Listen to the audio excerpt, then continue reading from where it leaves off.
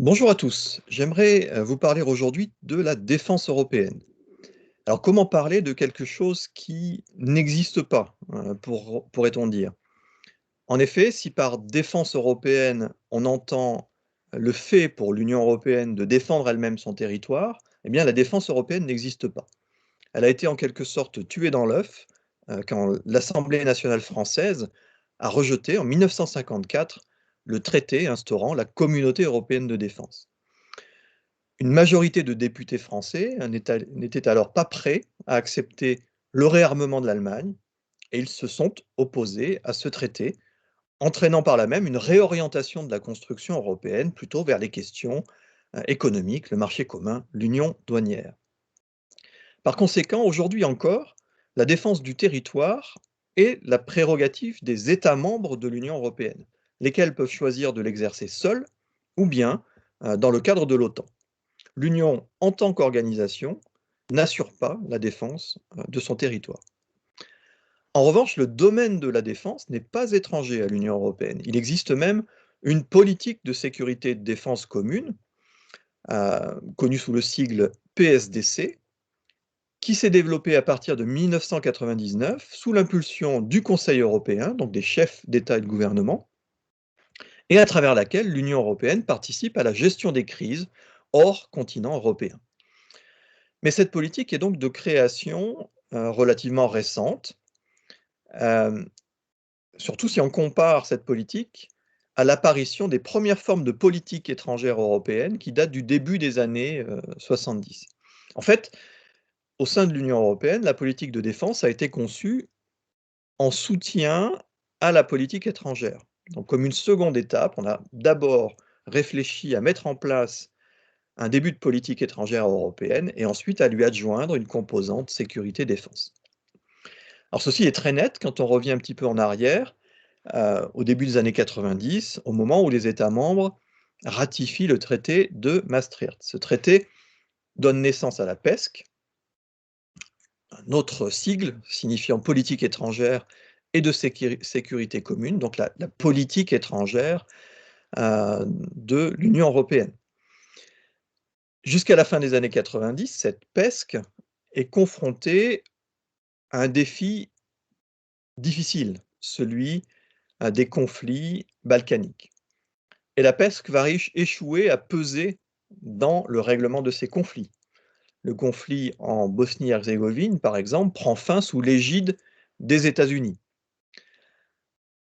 La dépendance politique et surtout opérationnelle à l'égard des États-Unis est très nette.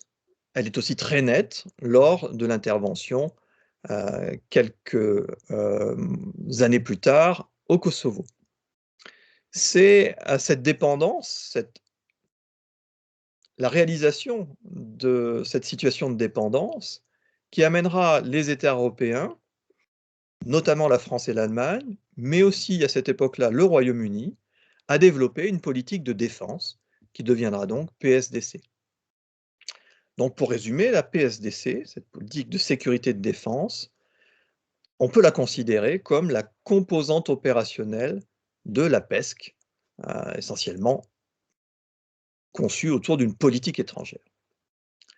On a donc une politique étrangère, la PESC, qui va se manifester sous différentes formes, par exemple des prises de position de son haut représentant, monsieur Joseph Borrell, par exemple des sanctions adoptées à l'encontre de certains États tiers, par exemple à travers des relations diplomatiques entre l'Union européenne ou la représentation de l'Union européenne dans un État tiers et le gouvernement de cet État tiers.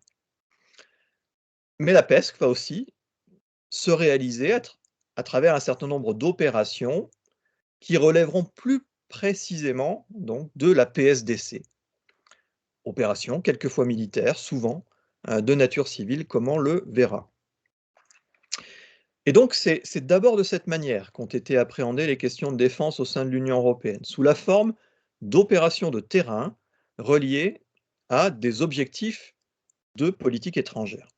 37 opérations ont été lancées par l'Union européenne depuis la première opération l'opération Concordia en Macédoine, ce qu'on appelle aujourd'hui la Macédoine du Nord, opération qui date de 2003, jusqu'à la plus récente opération, lancée en 2020, l'opération Irini, qui vise à faire respecter l'embargo sur les armes imposé par les Nations unies à la Libye, et donc qui vise à contribuer au processus de paix dans, le pays. Donc sur les 37 opérations, 18 sont toujours en cours actuellement. Alors, où en est-on plus précisément sur le plan opérationnel? Eh bien, on peut dire que les États ont doté l'Union des structures qui lui permettent de mener ces opérations. On a vu apparaître depuis 1999 plusieurs organes à vocation sécurité-défense. Un comité militaire de l'Union européenne, un état-major de l'Union européenne, ou plus récemment un organe de commandement des missions militaires que l'on connaît à travers son sigle anglais MPCC. Mais on a vu aussi sur le plan des structures les tensions qui pouvaient naître entre les États, notamment lorsqu'on a discuté la question d'un QG opérationnel pour l'Union européenne, et on a vu que cette question posait problème parce que certains y voyaient un abandon de souveraineté, d'autres y voyaient une menace pour l'OTAN, mais donc tout n'est pas sans problème dans la mise en place des structures, bien évidemment. Sur le plan de l'action opérationnelle à proprement parler, on a vu que les opérations étaient relativement nombreuses, mais qu'elles étaient essentiellement civiles. Alors, on peut certes défendre l'idée que les opérations civiles ont une grande utilité, voire même défendre l'idée qu'elles sont préférables à des opérations militaires. Mais le fait que l'Union européenne affiche en tant qu'opération de défense une majorité d'opérations civiles en dit long sur la difficulté qu'elle éprouve à développer sa dimension proprement militaire. D'autant que les quelques opérations militaires qui ont été menées n'ont pas concerné des conflits de très haute intensité. Bien sûr, il peut s'agir d'opérations comportant des risques humains importants, qu'on ne saurait minimiser, bien évidemment. Mais ces opérations militaires ont néanmoins établi qu'il existe des limites à ce que l'UE peut ou veut faire militairement sur la scène internationale. La PSDC souffre encore de la comparaison avec l'OTAN, qui, elle, bénéficie des capacités militaires américaines. Elle a cependant un atout que l'OTAN n'a pas. L'Union européenne est une organisation à compétences très larges. Elle peut mettre en œuvre ce que, au sein des institutions européennes, on appelle l'approche globale des questions internationales. Une approche des problèmes qui passe par l'utilisation d'instruments divers provenant de la politique de coopération au développement, de la politique commerciale, de la PESC ou de la PSDC avec la dimension militaire. L'OTAN, elle, est avant tout une organisation militaire. Elle ne dispose pas de la diversité des instruments à la disposition de l'Union européenne. Alors si on revient aux opérations extérieures de l'Union, on a vu qu'elles donnent corps à la PSDC. Ça ne veut pas dire que la PSDC soit limitée à ces opérations, il peut y avoir d'autres choses qui entrent dans le cadre de la PSDC.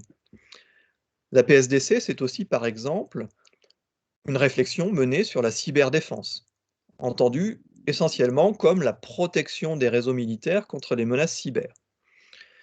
C'est aussi une clause de défense mutuelle qui est prévue à l'article 42 du traité sur l'Union européenne et selon laquelle, au cas où un État membre serait l'objet d'une agression armée sur son territoire, les autres États membres lui doivent aide et assistance par tous les moyens en leur pouvoir. Cette clause a été actionnée pour la première fois par la France en 2015 à la suite des attentats terroristes à Paris. Donc ces attentats terroristes ont été considérés comme une agression armée sur le territoire d'un des États membres de l'Union européenne.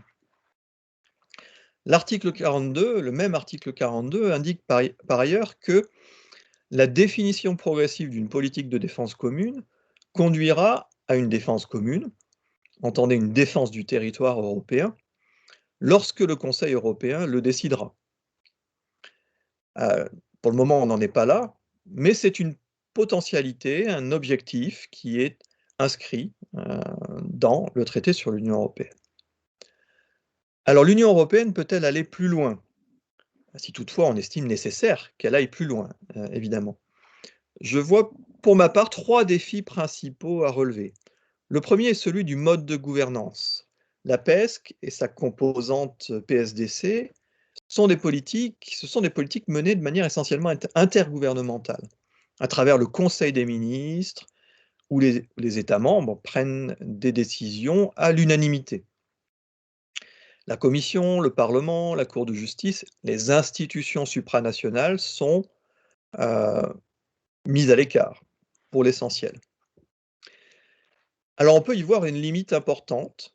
Euh, on n'applique pas la méthode communautaire dans le cadre de la PESC et de la PSDC, et donc on applique une méthode intergouvernementale qui est réputée moins efficace en termes de prise de décision, qui faciliterait moins la prise de décision.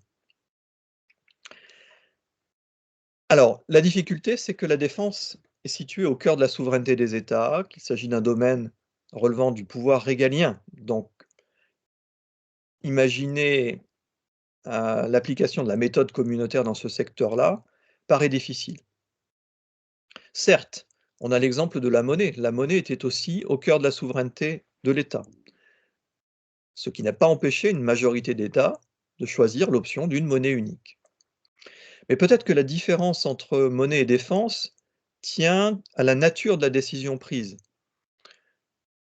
Pour le cas de la monnaie, il y avait certes une décision politique forte à prendre, mais cette décision politique pouvait se traduire par une décision, je dirais technique, une opération technique, le remplacement des monnaies nationales par la monnaie européenne, et une opération technique rendant particulièrement difficile tout retour en arrière, une sorte de saut qualitatif.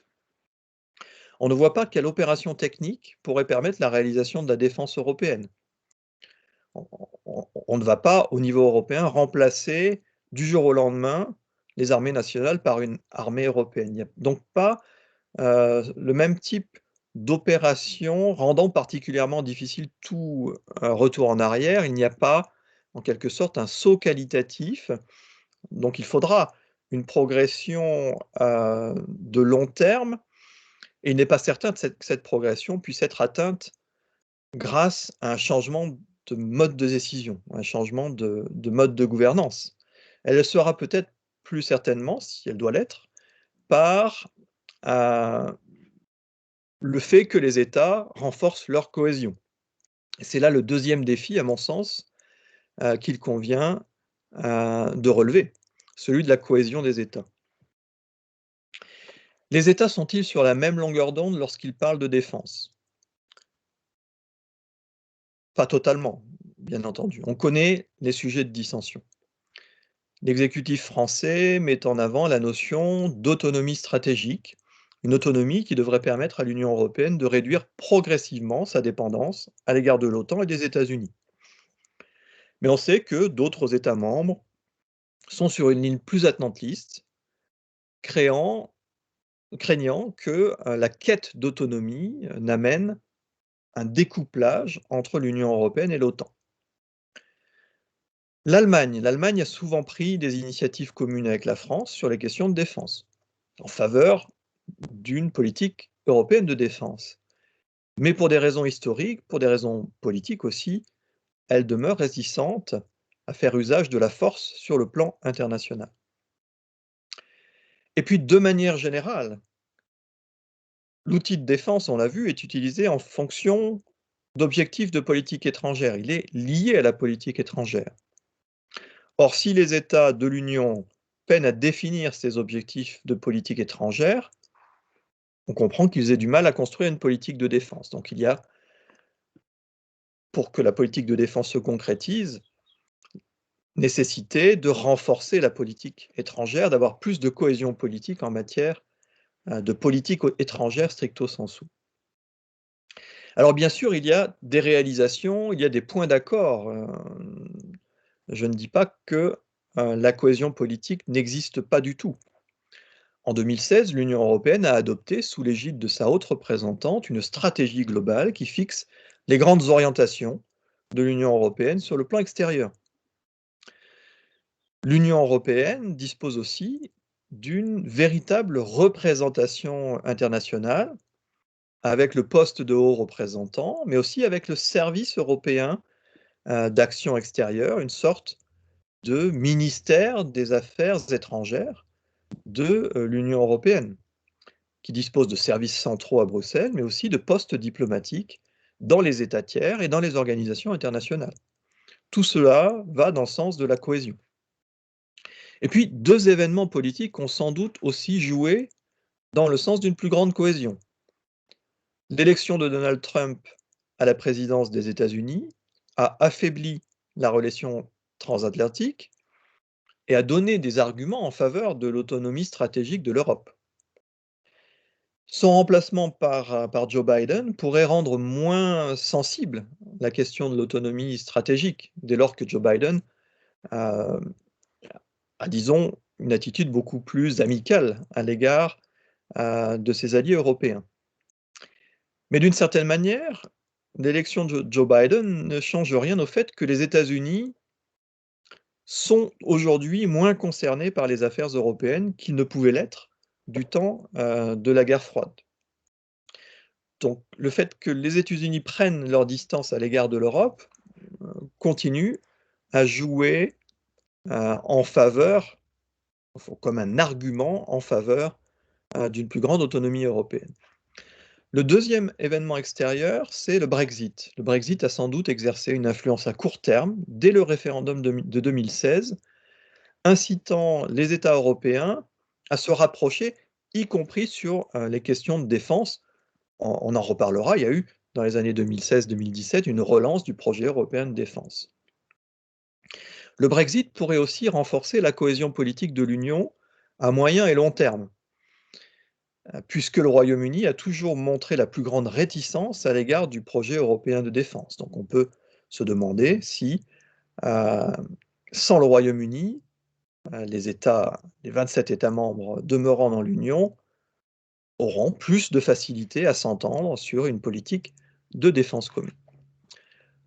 Toutefois, il faut souligner aussi que le retrait des Britanniques a par ailleurs des conséquences sur le plan opérationnel, sur le plan des capacités évidemment, puisque les